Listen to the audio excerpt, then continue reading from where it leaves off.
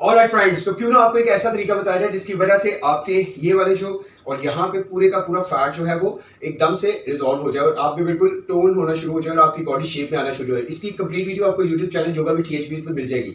आपने क्या करना है, एक पोस्टर में आपको बताने लगा हूँ। यहाँ पे आपने अपने पाँव इस तरीके से खोल लेने हैं। यहाँ से अपने आपको अपनी हिप से आपने इस तरीके से सामने की तरफ लाना है। आप सामने की तरफ लाएंगे, आपका जो राइट वाला अब हाथ है ये आपके लेफ्ट वाले पाँव की छोटी उंगली के साथ इस तरीके से आएगा।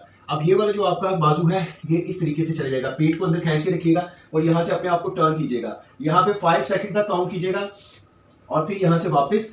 और ये वाला जो बाजू है ये आपके अपोजिट साइड पे जाएगा और ये वाला बाजू आपका इस तरीके से। अब यहाँ पे आपका पूरा पेट जो है ये इस तरीके से टर्न हो गया है। यहाँ पे आपके फैट्स बाजुओं से लेके इस पूरी साइड की तरफ जाएंगे। इस तरीके से आप 5 सेकंड का स्टे करते हुए 25 बाय 4 टाइम कर सकते हैं, या शुरू में इसको आप 5 दफा कीजिए 5 सेकंड के स्टे के साथ।